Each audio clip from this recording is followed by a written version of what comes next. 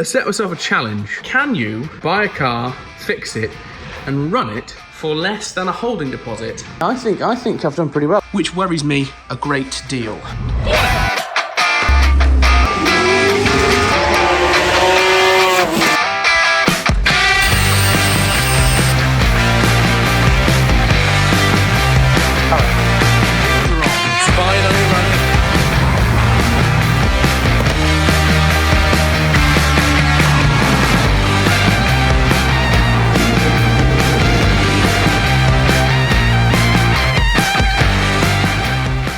Okay, excuse the state of the hair.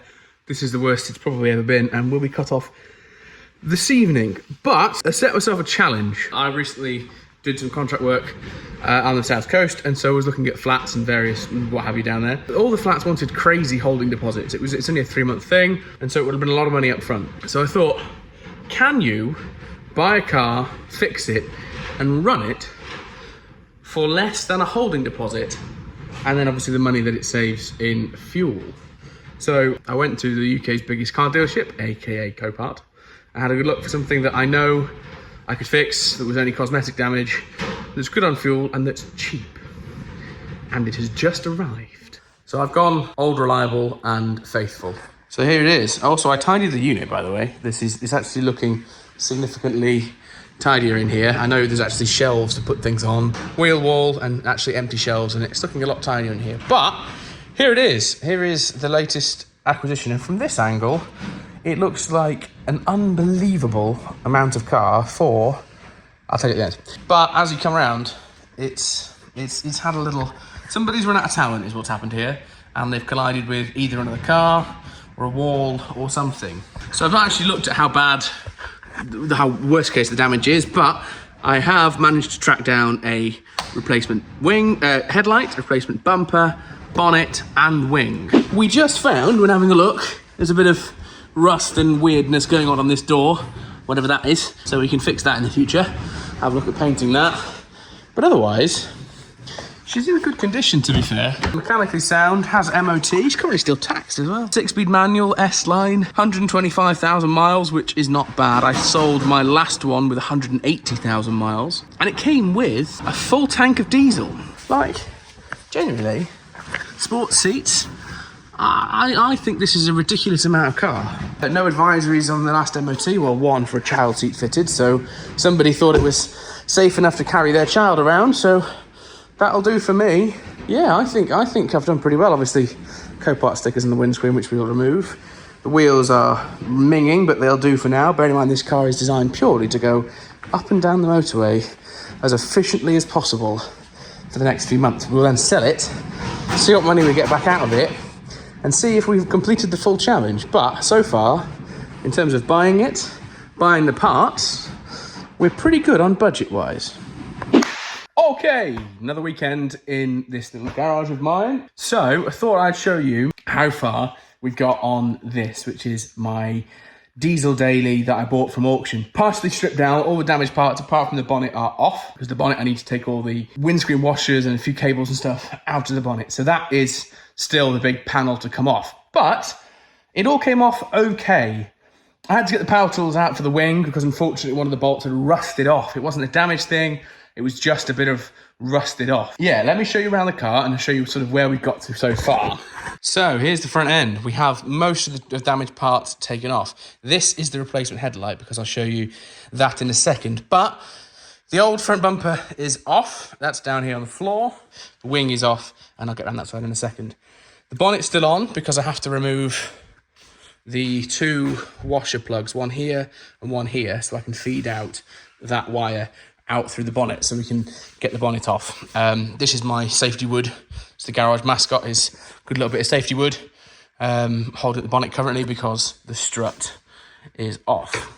Now, this headlight is currently resting here only. It's plugged in, but it's only resting because, as you see here, down here, there is meant to be something holding all this together. This part took a bit more of a hit than I'd hoped, and as a result there's been a perishment. There's also a bit down there. Slightly worryingly, people, I'm pretty sure that's the airbag crash sensor. I might be wrong, but I'm pretty positive.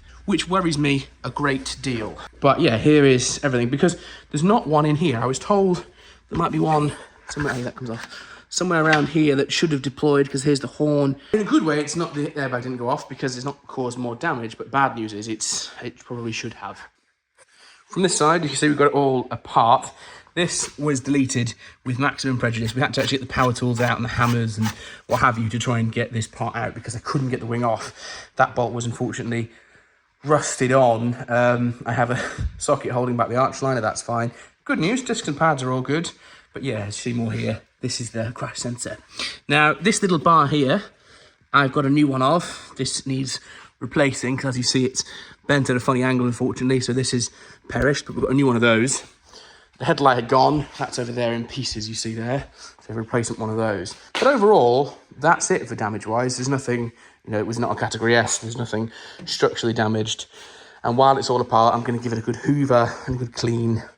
See if we can't get this ready to go back on the road this afternoon. Tomorrow, there's a few bits on the front to replace as well.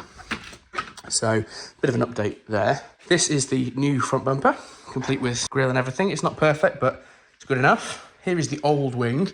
As you can see down here, that's the only extent of the damage. It's not that bad. It was just contained to that front corner, but we'll get back to that. Here's the new front wing, old front bumper, and the perished, smashed to pieces headlight. It didn't come with a xenon bulb, so I've taken the bulb out and put it in there. But that all works, doesn't need coding, just plug and play, which is great. There's the new bonnet, which is nice. It's all the packaging it all came in. So yeah, ready to sort of get this back together. I'm gonna open the garage door for some sun because it's nice outside.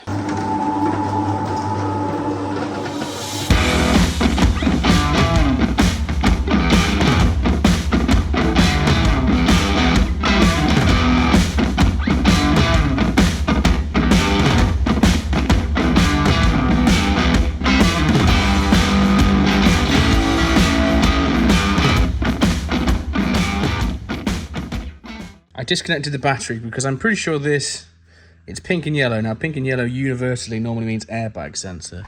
I can't read that. What's it say? I'm not sure, but yellow and pink is usually airbag sensor, which is what I'm assuming that is. So I've unplugged that from the actual sensor, which is in here. Now, I may have to transfer this over yet. It's just the standard VW airbag sensor. Why this was hanging off the car is a little worrying, but we'll cross that bridge later. That's it. Well, once I've got the rest of this bracket off, I need to take the headlight back off, unplug it and put it over there for a minute, and then I can start putting this corner back together. Shock wise, I think we're okay. Doesn't seem to be misting, seem to be all right in here. Bit crusty, but you know, generally speaking, pretty good. I think, look, meaty discs and pads, so we're all good. You know, hardly a lip on here. Once this is back on the road, I think we'll look at some modifications. I think some coilovers, it's got to be done. We need to get some new wheels and spacers, because even though it's only a diesel daily driver, you have to modify the thing. I refuse to drive stock. Hence the little TT down there is quite modified. So yeah, we'll get this tidied up now and crack on.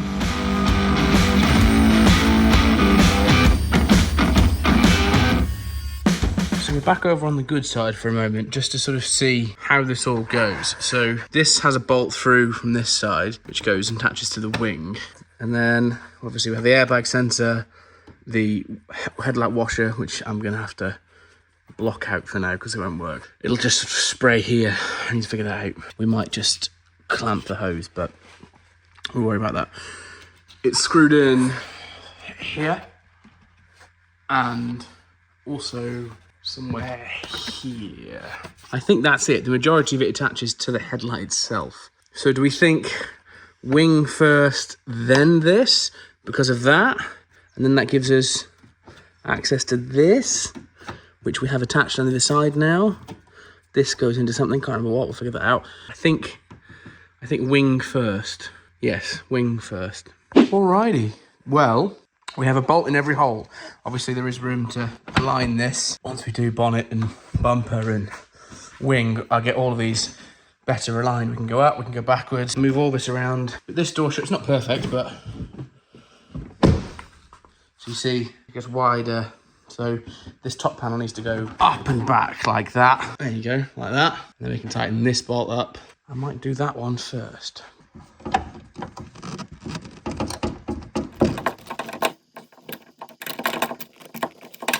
That's solved the top, but unfortunately it means that we're catching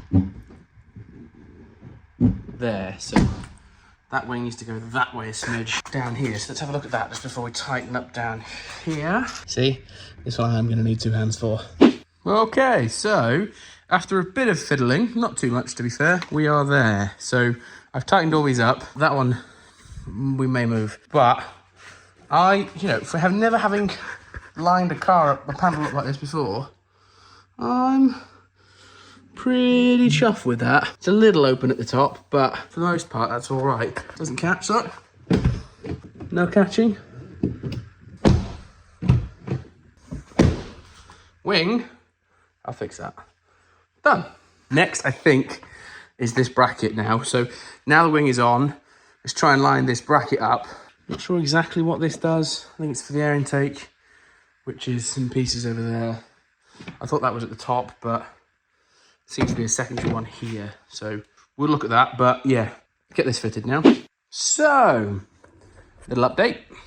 How are we getting on? Front back together in terms of structurally. So this all new bracket is in. It went in really nicely. I managed to reuse that. It's not great, but it's enough. So that's in. This bracket's all attached. All the bolts are in. 2 bolts in the back, plugged in. So this headlight is nice and secure, isn't going anywhere. Washers, which are going to hit the back of the bumper for now, but we'll deal with that later. Fitment in the corner there is nice. Now, I didn't like how that tucks underneath there, but it is the same here. It tucks underneath. So I'm assuming, oh, you didn't see that. It tucks underneath. So when it's all back together, I'm assuming that's right. Yeah, that's sort of there. This is all looking good. That all lines up in here. We're all okay underneath here. This is for the fog light. Airbag sensor is plugged back in. Washer line is plugged back in. Everything's back in. So, we're going to have a crack at mounting the new bumper. It has a few marks and stuff all over it anyway. But we're going to have a crack at mounting that. And then we can start to see it looking a bit more like a car again. And then I can tidy up arches and bits and pieces afterwards. But for now, let's try and get that on there.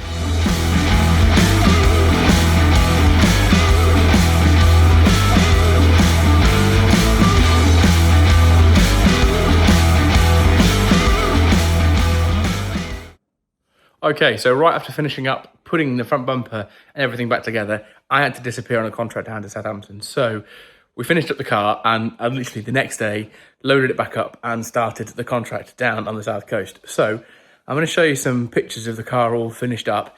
And then let's break down the costs. So insert finished montage here.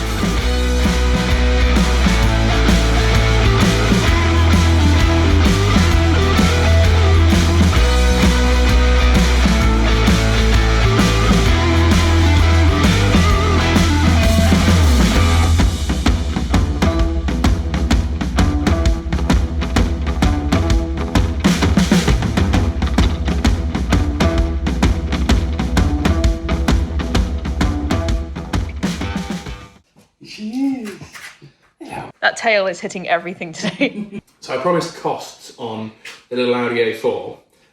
Not this one. Not this. Lots to talk about this in the future. In fact, the next video will be on this and getting it ready for Shedfest and if we made it or not. So you tell me. But yeah, Audi A4 costs because I have all the breakdown here of how much it all cost. The bid. Sorry. Scatterbrain it is. To the bid. What? Scatterbrain that I am. The winning bid was 600 quid. Genuinely, 600 quid I paid for that Audi A4 2-litre TDI, which I then drove for 7,000 miles. Now, with fees, buyers, premiums, all that kind of stuff, and delivery. So it was only in Copart Chester. We were about 10 miles from Copart Chester, and so I had Copart deliver it for the first time, and it actually wasn't too bad, which meant the total, with fees, with the bid and everything, was 1082. That's how much I paid Copart for that car, which I think was a phenomenal start. So, in terms of repairs, the front wing, well, the headlight was 95 quid. The front wings and everything. So the wing was 75, the bonnet was 75, the bumper was 150. So that was another, let's call it 200, maths isn't mathing. 300 quid, it was another 300 quid. In other panels. And then there was that broken bracket that we found, which was about 25 quid. So in terms of broken parts, that was all it was. Right? Now what else did we do? We did a full oil service. So there was 7 litres of oil, there was 4 glow plugs, and an oil filter and so on and so forth. So I think it was, in total that was about 120 quid. So we're on 120 quid. Now I put a second set of wheels on that car, but I've kept them. So I'm not going to include the cost of those because I've kept those wheels to myself. So that was everything to get the car on the road, which in total is, let's do some questionable maths. 10s, 12, 2, carry the 1. Oh, you can watch me do some maths now. So, that car, back on the road, fully repaired, 1,502 quid. Editor Alex here. I'm bad at maths. It would seem I missed out the 120 quid. So this is actually 1,622, not 1,502. So, idiot. 1,622, which I still think is quite good. Anyway, back to it. That was with an oil service, new headlight, wing, bonnet, bumper, bracket, and Copart fees. 1,502 quid, which I think was an absolute belter of a purchase. But the question is, was it cheaper than a deposit for a rental property? Well, on that, after I got the car on the road, I ran it for about 6,500 miles, and then it needed an MOT, and it didn't pass the MOT. So I'm going to say plus an unknown, or as TDC would say, a redacted amount, because the MOT cost me quite a lot of money to get it through an MOT, and that was doing the job myself, although half of that was my fault. But that is a story for another video, because the next video that's not this car is going to be all of my MOT mishap, and how much of it was my fault and how much of it was the car's fault. Hold that thought. All I'll say is, I shouldn't be holding an entire strut of a car. But there we go. So I'm going to leave that there and load shit. Hope you enjoyed. We'll see you on the next video. Bye. Forgot one thing. If you enjoyed this, make sure you do the like, subscribe, and all that kind of stuff, because it really does help, and then hopefully we can make some pretty good videos. So like, subscribe, and then it keeps Holly happy for editing. Bye.